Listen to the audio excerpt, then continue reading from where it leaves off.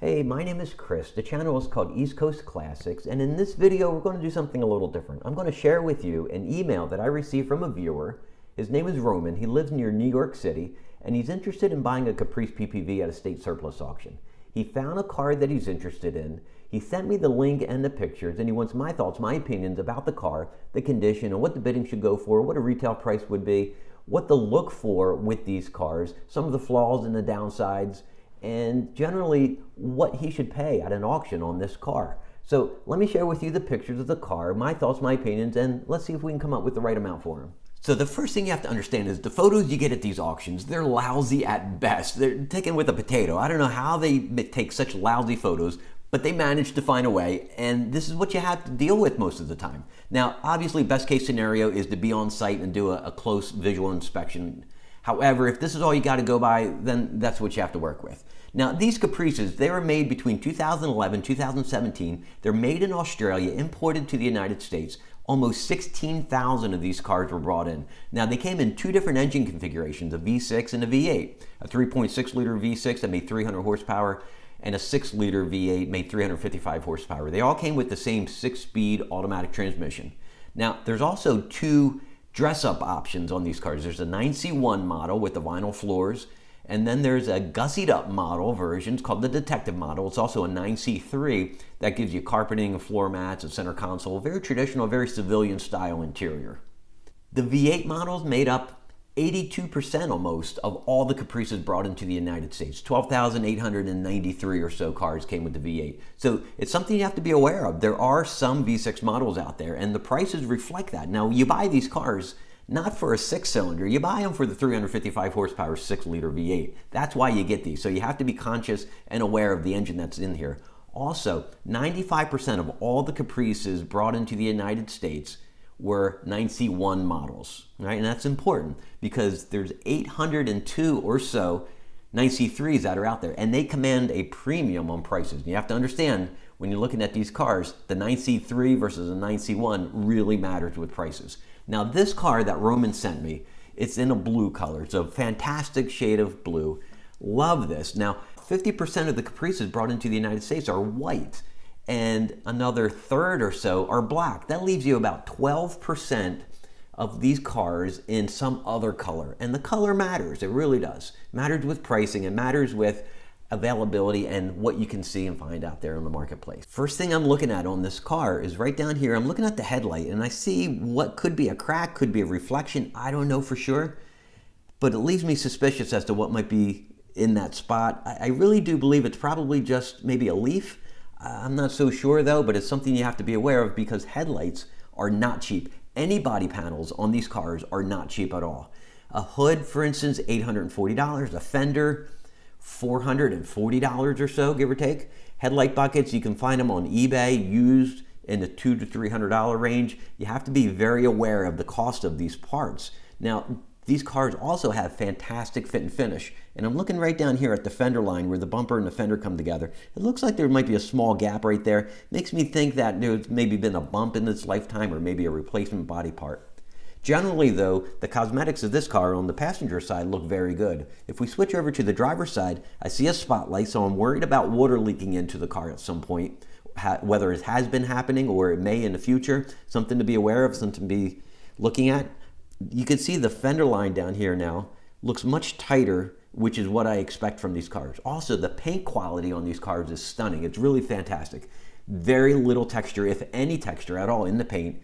Tons of shine, tons of gloss, and it just goes back to the quality of Holden and how they built these cars. In the rear of the car, looks great, really does look fantastic. Something I'm noticing right here on the quarter panel window, it has the chrome molding, and that's a big thing. That's important to see because so many of these cars, that chrome strip right there falls off. The window stays in place, the chrome strip falls off, and it looks obvious when you see the car. And I want to take a look at the driver's side again.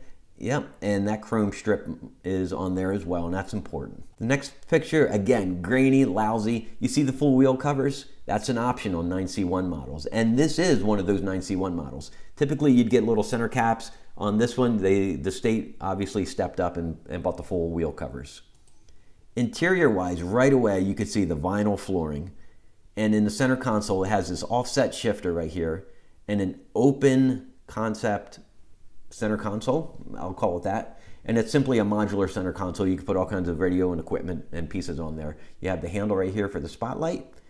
I'm not seeing any holes in the dash, which is typically right up here in the center section, right below the infotainment and the HVAC. Looks like coffee stains all over the passenger seat. Not a big deal. Obviously, that'll clean up fairly easily. And the mileage, 120,000 miles. Now, these cars are known to plummet in value when they reach about 100,000 miles. Now, what makes this car interesting is the color. The Hugo blue color of this car is unique and it's special. And that color alone would command a premium in price. Another thing to think about and to consider in pricing right now, and this time of year, this is March, is that tax returns. I'm seeing at auctions right now about a 15% premium paid on cars at auctions because of that tax return money. What a car would typically sell for in the past, say $3,800, is now selling for $4,500. I've seen Ford Focuses sell for $4,500 in the past, which are now selling for the low $5,000 range. So this car itself is going to see a premium based on its color, and it's also based on the time of year as well. Also, with these cars, it's important to remember that the V8 models have displacement on demand. And that's where the computer automatically shuts down 4 of the cylinders on the engine and runs in 4-cylinder mode when the stress or the demands are low. Now, the way the system works is that high pressure oil is squirted into certain lifters, and those lifters are collapsed, and that deactivates the valves from operating. Now, the problem with this system is, however, is that lifter does not re-engage when it's supposed to. So the cam will grind on that lifter, and you'll slowly get a wear mark, a wear pattern on the cam or the lifters, and you'll start getting a ticking sound. That ticking sound is most prominent when the engine is cold. So if you're going to an inspection, if you're looking at these cars, you want to make sure the engine is cold, and you're the first one to do a startup. Now, you can hear the ticking very easily from inside the car, if it's prominent, obviously, but you want to be under the hood, listening, hearing for the ticking sounds coming from the engine. Also, you want to look at the crank pulley as well. These pulleys have a tendency to wobble as they get more and more miles on them. Now, it's not an expensive fix to replace a pulley, maybe $100 or so, and you take it to a shop, and with the impact wrench, they'll pull off the old pulley and get the new one on. It's not an expensive fix at all, but it's something to be aware of. You want to look at that pulley, look for shakes and wobbles in the serpentine. Now, the repairs to the displacement on demand system goes well beyond $100. Frankly, you're in the $4,500 range to tear the engine apart. Remember, you're taking the heads off, you're replacing the cam, you're replacing the lifters, and while you're in there, you might as well do the oil pump and the water pump and many other of the parts of the engine that you should be doing as well when you have it off. You also have to do an electronic tune to deactivate the displacement on demand system so it doesn't try to come on since all the parts have been taken out or replaced. So despite the displacement on demand system and that crank pulley, these cars are extremely hardy, extremely robust, well-built, strong, and durable cars. And even though the price plummets at 100,000 miles, these cars still have a lot of value, a lot of life left in them, and they're a blast to drive as well. Now, with police cars, it's common to find 2 meters that monitor the engine, both engine idle hours and engine running hours. But the 2011 model does not. You will not find any type of meters on here to tell you how many hours the engine's been running or idling. It's also important to remember that the 2011 Caprice has a much stiffer, rougher ride than the later models as well. Now, on these Caprices, I recently looked up eBay sold listings, and you can simply go to eBay, check the sold listing option, and that'll give you cars that recently sold. I found a white 9C1 that sold for $5,000, has similar miles as this car. Now, this Hugo blue car that Roman sent me is interesting and unique, and it's a special color, and it's going to command a premium.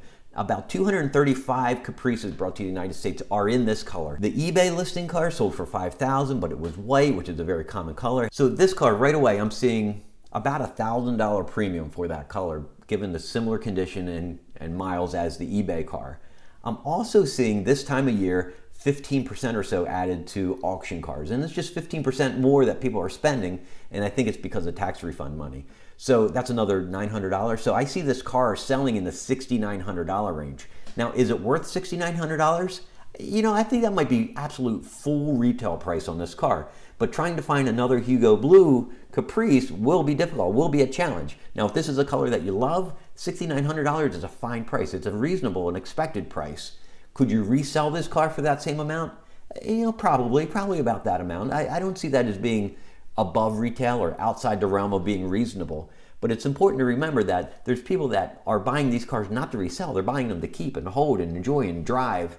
and they're okay spending $6,900 or $7,500 or $7,900. And it's important to remember that aspect as well. So I hope you enjoyed this video. I hope you got some value out of this. I'm curious what you thought about this video and the style and the format and my thoughts and my opinions and what you think this car might sell for. I'll provide an update shortly once this car sells, once we find out what the actual selling auction amount is for this car, and I'll let you know that as well. So as always, thank you so much for sticking around. Thanks for watching the video, and I'll see you next time.